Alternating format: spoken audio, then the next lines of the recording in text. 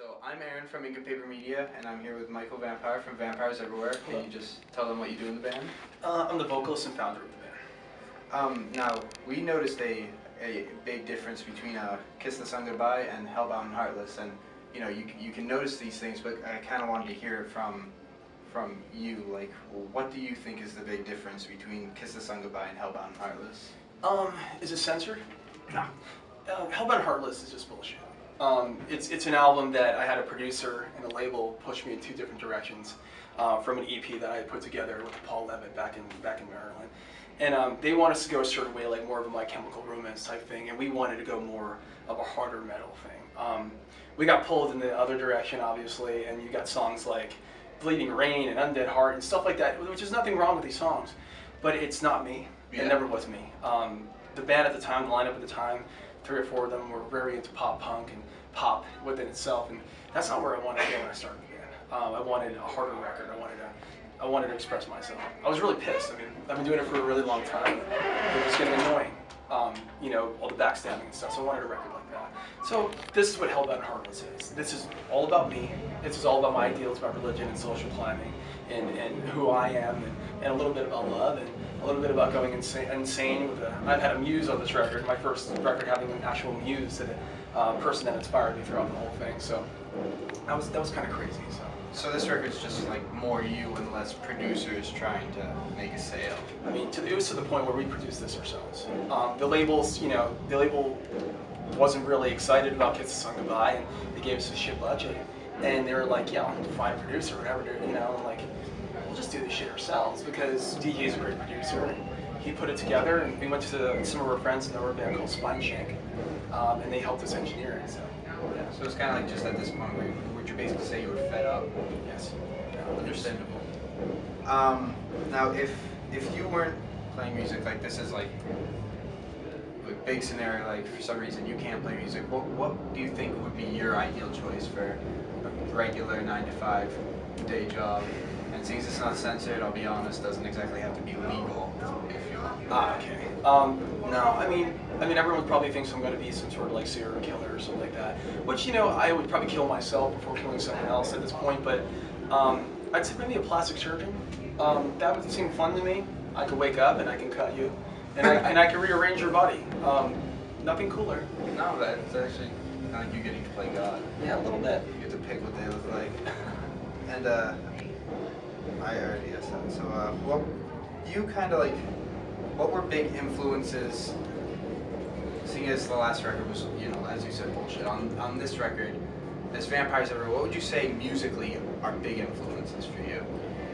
You know, I think a lot has to do with my insanity. I mean, if you listen to the record, it's me going insane. The first half of it, at least. Not wanting to be here, hating everybody. It was just one of those things where I wanted to be as vulgar as I possibly could. And we even censored some of it. We had to. It was that crazy. So it was just like, it was just all about me at the point, and then all about the muse, about how a girl was just absolutely driving me insane. To the point where I just couldn't take it anymore of that either. So I had two confronting sides on this record kind of kicking the crap out of me. Yeah. And it just turned into this. As far as inspirations and stuff, I mean, you can go back from like anywhere from Danzig and the Misfits to White Zombie and early Manson, you know, the golden age era of Manson either. Just little things like that helped you get along that you loved when you were growing up. Nirvana, Pearl Jam. Shit, man, I even listened to The Calling. Don't quote that too much, but I listened to The Calling. It's just one of those things where the music has heart, and you understand. You believe Kurt Cobain, you believe Manson, you believe Rob Zombie, you believe these people. They're believable because you can see the insanity in their music and you can feel it. And like nowadays, not to put any bands down, but I mean, you can tell when someone else is writing their music. Oh yeah, it's cut and dry. You get up there and you're like, yeah, I really love this. It's a catchy song. Love this song. But then you start thinking about it and going, this has nothing to do with this person. You know, it's just like you see in the media how everything's bullshit. How like people just do drugs. You're singing pop music and you're doing drugs. Yeah. You're singing about being happy, but yet you're killing yourself. Yeah. That's cool. You know, but that's also very contrived. If you're gonna do drugs, sing about it. If you're gonna fuck everybody around you, sing about it. Yeah. That's how I feel about this record, and that's kind of where my inspiration came from. I like that. So it's kind of like, so it's you personally. Yes. It is you, that record. And you, now this also deals with influence, but kind of like the area, or either that you grew up in or lived in, would you say that that had an influence on the record, like that came about, or even the last one, just like the little bit that you guys, you know, had a say in, like the area that you grew up in? How would you say that that had an influence at all on the records? Ooh, I mean, I grew up in a good, basically a good household environment, except, you know, my father was on the wrong side of the law. My blood father, he went to a certain area, and he actually got killed with my brother.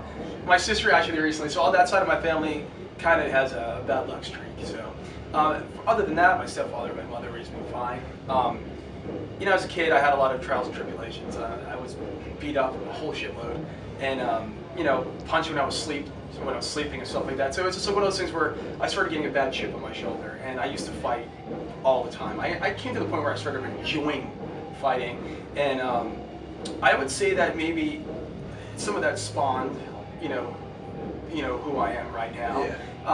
Everyone knows in my band and around me not to push certain buttons with me because I have an aggression problem, and I don't like certain things, and I get really switched on and off really quick. And it's nothing where I'm going to jail for, but it definitely affects the anger of my music. It definitely affects the anger when I'm dealing with business or label stuff. I have no tolerance. I get frustrated within a glance, and it does kill me. So it's kind of like that area of your life pushed you into this. I would definitely say so, yes. Okay, yeah. Number 6. Have you ever stolen anything? Oh, fuck yeah. I mean, I've stolen a plethora of things. I'm not a klepto. This is gonna be weird to go online, but I mean, as far as it goes, I mean, like, I had a thing with groupies. If you're a total slur, which is a slut and a whore combined, and I pinpoint that, and you leave your bag around me and you're slurring with one of my band members, you're gonna have no money and nothing left in your wallet because you were slur enough to go do that and degrade yourself in front of everybody like that, then we're gonna go buy some beer for your money. As far as stealing goes, I mean, slurs out there, if you're on our bus, take your bag with you, but I'd say that. No, I like that, because I mean, it honestly kind of gets me when fans just go around with bands just to sleep with them. Oh, yes. Warped Tour is, it seems like the breeding ground for a lot of that. Really?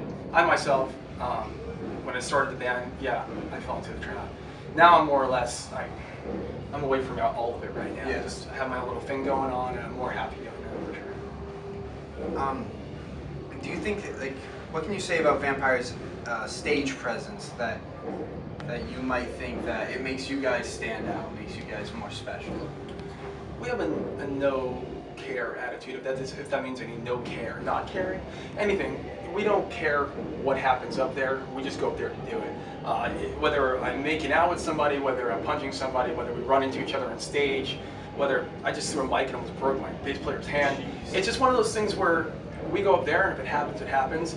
We're not one of those bands that are all in a row, and we all get our knees bent, and we're going doom, doom, doom, doom, doom, doom, doom. And it's just like, we know you sat at home, and you put that together. Everyone knows you did that, and that's not 80s rock and roll, man. That's not 90s rock and roll. That is some new age shit, and it's boring. It was cool 4 years ago. Yeah. Now, if people that are still doing it, it's like, cool, man. Yeah, very good choreography, whatever you want to say. But it bores the shit out of me. So, no care, go up there, do whatever. So you guys don't program your own little dance? No, we don't have a little dance. The only thing we do program is, when we press play, the click goes on our drummer's ears, our tracks go on in between the songs, and that's what happens. That's necessary. Though. Yes. Have you made any good friends at Warped Tour year? Nothing but friends. To be honest with you, it's been kind of crazy. I mean, first of all, when we first got on the tour, besides Motionless, I was assuming that I'd be dodging tomatoes and cans, especially looking like this. But no, it's completely opposite.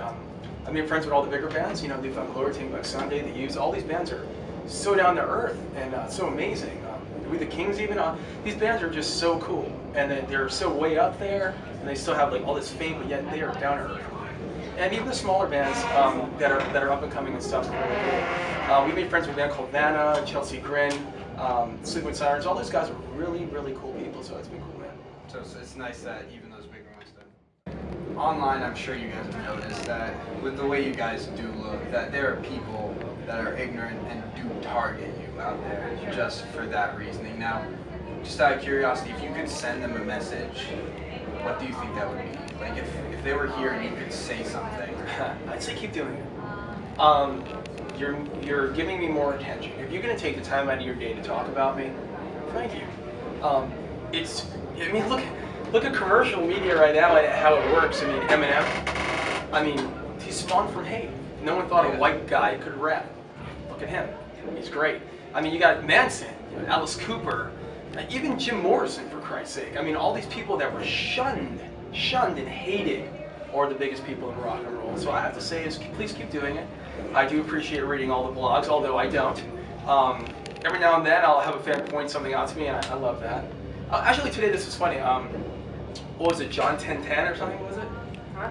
It was, Yes, John 1010. John 1010 had a religious guy put a shirt over a ham with John 1010 on it, just because, you know, they think we're spawned of Satan, so it was interesting. Look at you, you must be from hell. Mm-hmm. Totally. Oh yeah. In music, do you personally have any guilty pleasures, or like just things people wouldn't expect you to listen to? Yes, Genesis, Bill Collins, like I said, The Calling, Bush. I love all those heavy bands. I mean, especially Bill Collins. I have a thing for him. Yeah. It's an American Psycho fetish for me. I just love it. He's got a really calming voice. He does. Like, it's crazy. Like I'm young, so I discovered him with Tarzan. You need to do your last couple of questions. Yeah, Sorry. Yeah. That's okay. That's okay. We just had 2 left. Even though the new album is fresh, what do you see Vampires Everywhere doing next after this? We're going to get a little more intricate with things. I mean, we're going to get a little deeper than we were in this record. I don't know if it'll be harder or softer. I know that I have some things that need to be sung. So we'll see. Honestly, I can only say we'll see. Alright, last question. Boxers or briefs? Nothing. Nothing. I don't wear underwear. You don't? No, I've cut all my underwear up with this big Bowie knife. No lie. I can't wear them under these things. She hates when I tour manager. She hates when I wear them. She calls me out. So it's one of those things where I can't have anything under there. It's like a comfortability thing. Yes. You see it on stage, so I'd rather you see what's down there rather than my underwear. Yeah, I understand that. I mean, you gotta be comfortable, especially up there.